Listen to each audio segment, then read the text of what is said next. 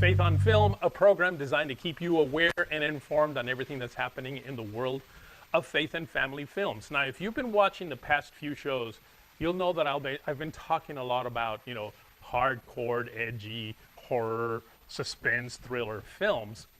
But don't get me wrong, don't mistake me. I actually am a huge fan of Hallmark-type movies. As a matter of fact, during Christmas, I bet you I watch at least 20 of those Hallmark Christmas movies. They just make you feel really good. And that's what's exciting about today is my guests have produced a movie for Hallmark. And so I have the producer and I also have the star of the movie. So it's a very exciting day for me today. Chevonne, oh my goodness, I forgot I was supposed to ask you how to pronounce this. So I'm probably going to screw it up, Chevonne, but you'll correct me. Chevonne O'Shaughnessy. O'Shaughnessy. O'Shaughnessy. Yes. Okay, well, Chevonne began her career as the president of international sales for PM Entertainment. Her 10 years in the position resulted in the production and sales of over 176 feature films and 2 successful television series. Chevonne has created ACI Inspires with George, here's another one, Shamia. I'm so good at messing up names. The newest brand of inspirational entertainment focusing on family films for everyone. Now, Danielle C Ryan is an American actress and producer. She landed her first role at the age of 7, playing alongside Evan Rachel Wood and Vivica Fox in a film, Little Secrets. Quickly catching the film bug, she went on to film Universal's Cat in the Hat and ABC's Little House on the Prairie miniseries. Danielle has starred in many, many large films and television shows, including Criminal Minds and Magnum P.I. Man, I can't believe I got through this. Ladies, welcome to Faith on Film. Thank you. We are so excited. We're all excited to be here. Oh, well, good, man. I just thought, I've always been good at messing up names, and oh well. It is what it is. I am who I am. So listen, let's take the next couple of minutes each, so 4 or 5 minutes, and tell us really a little bit about yourself. Chevonne, we'll start with you. Who are you? Well, I have, like you said, I've been in the business for 32 years. Oh my gosh, you started when you were 9? I was 9, yes, I was 9 years old. But no, I finished an international business degree from the American University in Rome, and I had just come back to Orlando, Florida. And my mother had said to me, Chevonne, guess what? Universal Studios is opening up in Orlando, Florida. And I'm like to my mom going, who cares, Mom? We got SeaWorld, Flickers World, Disney World. You name every single park in the world, we got them. I don't really care. But by chance, I was looking for a job. I ended up seeing it, and something told me to go in. And they were using the backlot from an independent, and I got the job and was sent to Cannes Film Festival, and that was 32 years ago. And been loving it every single day of what I do. I just think it's the most fun and creative, and so we're having a good time. I absolutely love what I do. I've been doing this for years. And so, okay, I'll say it. It's probably been at least 45 years. I started when I was like, 17, volunteering at a network, and here I still am, and I do absolutely love it. Now, Danielle, you started very young. Tell us a little bit about you. I did. I've been in it, about 20 years. And same thing, I love it. I started off with Little Secrets, and immediately caught the bug, loved everything about it. Came to LA, did Cat in the Hat, just kind of kept running with it. And I love everything from behind the camera to in front of the camera. And it's an industry you have to love. Yeah. You have to love every part of the process. Ups, downs, whatever everything. It is. It's just fun. And I do. And it kind of helps me persevere through some of the more difficult times. And you just get these projects that you're so passionate about and that you love being a part of, and it's so much fun. Well, I don't know if you knew this, Isaac, this is our 3rd movie together. Really? Yes, that we're doing. But our first one, it was funny because we were doing our second Amish movie, and it was called Love Finds You in Charm. I love Amish movies. I had all these casts except for the main Amish girl. And I was going to all the United Talent, all the casting agents, and none of the girls were doing Amish. They put that little bonnet on their head. They're going, no way. No way am I being Amish. And I'm a week away from shooting, and a friend of mine tells me about Danielle, and I'm calling up, and I literally am talking to her mom. I don't know who I'm talking to. I'm just saying, we've got to get her. And she had done Christmas for $1, which we were distributing for Ron at that time, of Covenant Group. And we just loved her. And she was on that plane, and she made it. And it was one of the best, and it was one of the first films for Bentonville Film Festival. And Walmart loved it and was thrilled with it. So we've done since then movies with her. Yeah, That's that was fun. Now, a little bit of useless information. Danielle, you were born in Upland, huh? It was. Yeah, right on the border of Rancho Cucamonga. I wasn't born. I was actually born in Mexico, but we were here since we were very young. I grew up in Chino, which is right there, very close to you. And the past, I'm going to say 20-something years, I lived in Rialto, but went to a church there in Rancho Cucamonga. So I'm very familiar with all that area. Then I finally left it and came here to Texas. Yes, yeah, that's good choice. But my parents still live out there, and so I visit quite often, and it's nice. Oh, really? Where in Texas? Oh no, well I have family in Texas, but my parents still have a house in Upland. Oh, nice. So they're still there. Okay, so what we're going to do is we're going to take a quick little break right now. And when we come back, let's talk a little bit about this movie and why you think it should be so important that as many people as possible watch the movie, all right? All right. Folks, don't go away. We've got so much more of Faith on Film.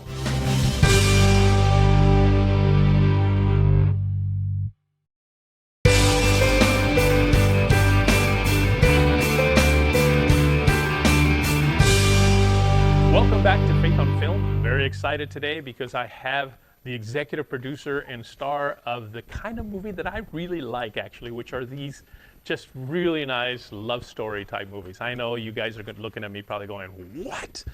But hey, I am who I am. So, ladies, this movie, Finding Love in Mountain View, which is supposed to air on the Hallmark Channel on September 19th. Why is it so important that as many of my viewers watch your movie? Well, let me tell you how the story started. Okay. This is based on a book. Mm-hmm. And the book originally was part of the Love Finds You, which I was telling you that she was first in, the Guidepost books. And it was a Western story. It was called Love Finds You in Bridalveil. Oh. But when talking to the channels, they wanted something more modern. Right. So I took this book, which I love the whole idea of it, as one of my favorite writers out of the Love Finds You series. And Mary Lee did it, and she got the rights back. So that's why we could change the name. But it's a beautiful story of a girl who is busy, find yourself busy and professionally well, but has kind of lost the part of herself that is love. Yeah, she's so career driven that she's kind of just on this one way path. You know, she has a boyfriend, that's great. Everything's kind of mediocre in her outside of work life. And, you know, she gets a call from her cousin's attorney, and her cousin and her husband, who was her best friend growing up. They passed away in a car crash. They had 2 young kids, and they left the kids to her. But she has to go to Mountain View to be with the kids, and it's a complete shock because it's away from work. It's away from everything she knows, and it really is. It's such a beautiful love story, not just because her high school sweetheart kind of comes back into play, but also she really falls in love with the kids. And it was so fun to film because Maiko, who plays the high school sweetheart, we all got along so well. We were literally like a little family, and all of us cried at the end when we had to wrap, and you know, we stayed in touch with the kids. So the love kind of radiates throughout. I think the message of the story, which is what I loved about it, is the fact that, like you said, she was on that one singular path, but with this whole disruption, she found herself a love of music again, the love of family, the love of these kids brought her to find out the ultimate part of herself, which is what I think is most empowering of these, that we sometimes think we're so powerful when it's but one-sided, without love of family, love of your interests, and just being the best person for the society we can be. And that's what one of these books are about, is becoming the best person we are meant to be here for. And she really became more happy the more selfless she came. Yes. The more she kind of dove into making other people happy, she truly kind of became happier herself. So it's, she learned to love so much by being selfless.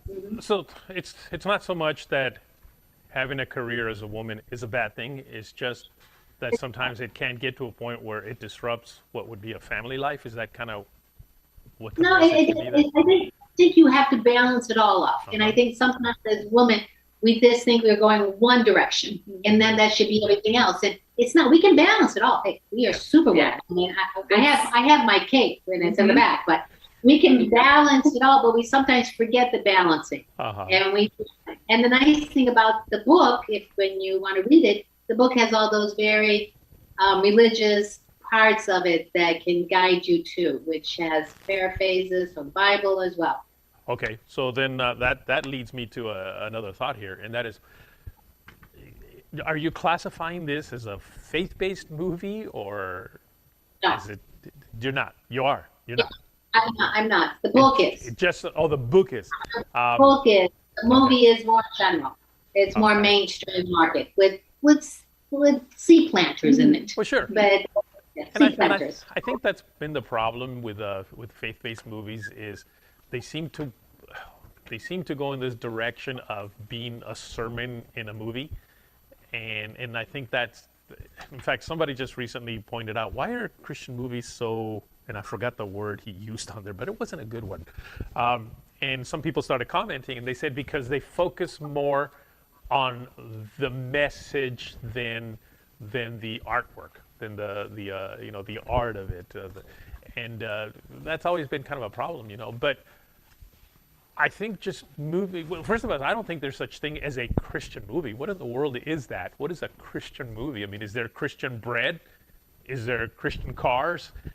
Is it because a Christian made it? I don't know. But I think it's good to me to have movies that are acceptable perhaps to a Christian audience, only because, and it's not even just a Christian audience. It's people in general. We need to kind of start feeding ourselves just good moral content. Does that make sense to you? I want to do moral content that the whole family can sit down and watch.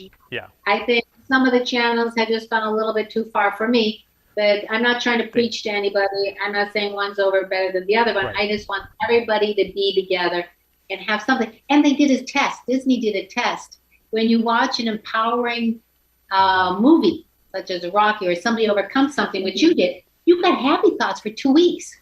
2 weeks. That's why I love watching those Christmas movies, and it's really funny because those Hallmark Christmas movies, I mean, they're literally somewhat cookie cutter. I mean, you're aware of this. I can tell you already, they're going to cut a tree together. I mean, there's just all these. They're going to do Christmas cookies together. And all that, and yet I absolutely love it because when the movie's over, I feel really good. And you're smiling. Yep. Does yours have a bit of a cookie cutter feel? I mean, and this love interest, it's not a Christmas movie, so you don't, but do you make cookies together? We do a little baking. She does a little baking. She does a little baking, and we do the going to get ice cream. Mm-hmm. So instead of hot cocoa, they get ice cream. So we have that. That's cool. And but it's just a feel good that she does come out of it smiling and knowing that, hey, she's even better than she was when she first started. But she does not wear a Amish bonnet on this one, right? No bonnet. Not on this time. She did the first one. She did the first one. Oh, just the first one. You're right. Right. Well, listen, if people, first of all, if they're not able to watch it when it does come out on the Hallmark channel, and they missed it, they were away somewhere, maybe they were in church. It'll be on it'll be Hallmark now. Hallmark now on their video streaming. So it'll be on demand. It'll be on demand for Hallmark, yeah. Absolutely wonderful. Hopefully, we'll also one day have it on one of the platforms that I work with. Yes, that's what we're trying to do. Trying to sneak that in there. If they wanna just keep up with you, Chevonne, is there a website that they can follow all your work on? It's all at aci-americancinema.com. And we got a whole bunch of new stuff coming up. So please have them look us up. Excellent. How about you, Danielle? How could they follow you and just keep up with what you're doing? Instagram, IMDb, that kind of stuff's always showing what's coming up and what I'm working on. So let's say Instagram at what? It'll just be Danielle C Ryan. Danielle C Ryan. Fantastic. I will put it down at the bottom of the screen right about here so people will be able to have it and know it. Ladies, thank you so much. It was a lot of fun chatting with you guys today. And hopefully we can get an opportunity like this when you got another movie coming out. Maybe your fourth one with Chevonne. How's that? That would be perfect. Great. Yes. It's a date. Today. Fantastic. Hopefully. Okay, bye. Thank you so much. Bye. Folks, don't go away. We'll be right back.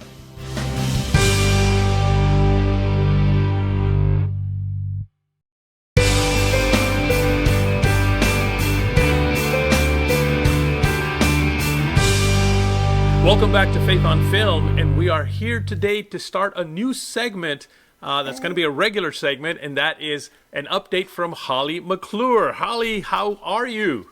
Isaac, always good to be with you, and thanks for having me on. This is fun. We're finally going to do it. Feature. We're finally going to do it. Now, there's going to be there's going to be 2 more weeks where it'll still be the 3 segments of my guests, but after that, it'll be you every week with me. Yay! Talking about our favorite movies and what's going on in the film industry and Hollywood and the faith community. Absolutely. Now, I know that you were able to see the movie that we just talked about in my previous 2 segments here with Chevonne and the star of the movie. What can you tell me about it? Finding Love in Mountain View. Well, did they already explain the premise and the whole story behind it? Did they already talk about that? Where, it's this single woman, and she's, finds out her cousin and her husband have been killed in a car wreck, and the lawyer says, "Come, we need to read the will to you." And she shows up and thinking she's going to get something, or it's something to do with her cousin, who was a childhood friend, finds out that she's got 2 children who she's left him with. I really thought, first of all, it was well done. Right. That's a very hard subject and a very difficult subject to tackle in a lighthearted kind of Hallmark kind of way, but they did it. Again, they showed her having a boyfriend. He went out of town, and then she comes here and she reconnects with Andrew, who was a guy that she did have a relationship with years ago, but they kind of grown apart. So he has become the child psychologist for the school. So he's connected with the kids. And so it gives you that background that, okay, they've been going through some kind of counseling or some kind of something with him. And it shows how the 2 get together again. And then, of course, there's the grandmother that's involved, Bertha, which I thought was hilarious. Natalie, what's her name? Natalie Carenday.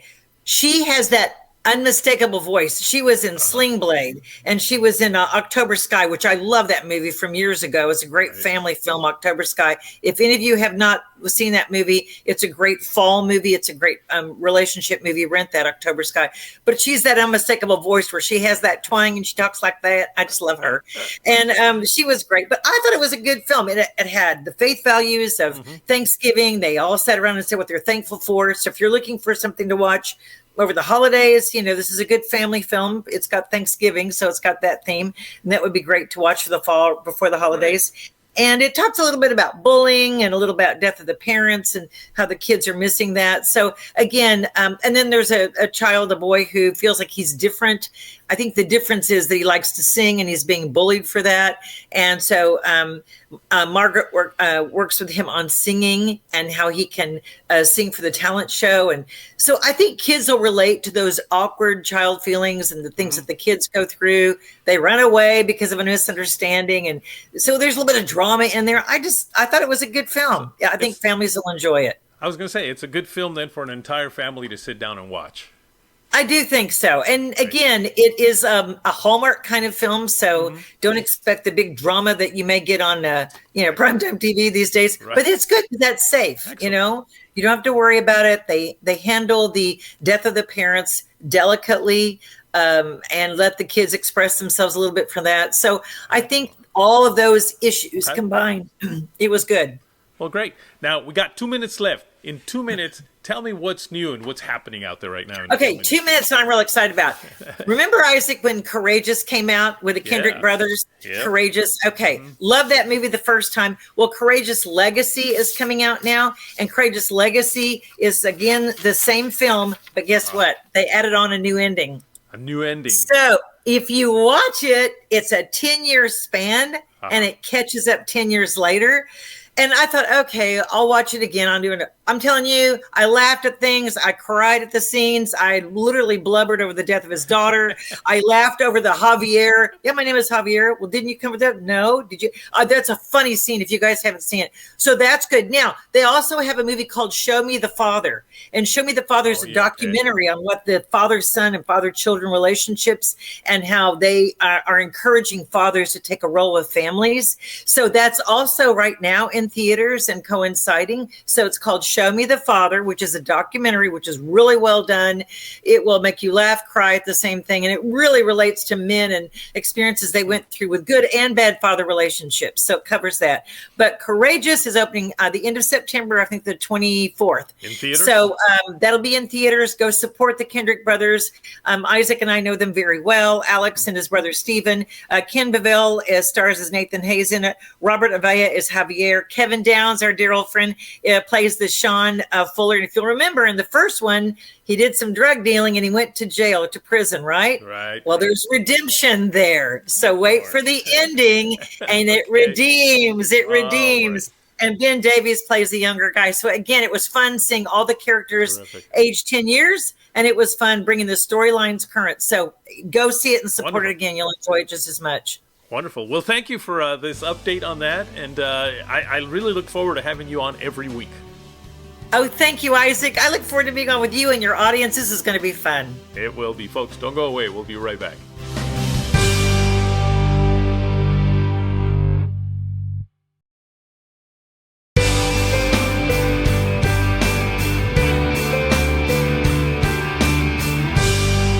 Welcome back. I have totally run out of time. I barely have enough time to remind you that if you want to look at past episodes of Faith on Film, just go to youtube.com and look for Faith on Film TV. That's youtube.com and look for Faith on Film TV. And of course, I want to invite you to follow me on Facebook, Instagram, and Twitter at Faith on Film TV. Until next week, take care.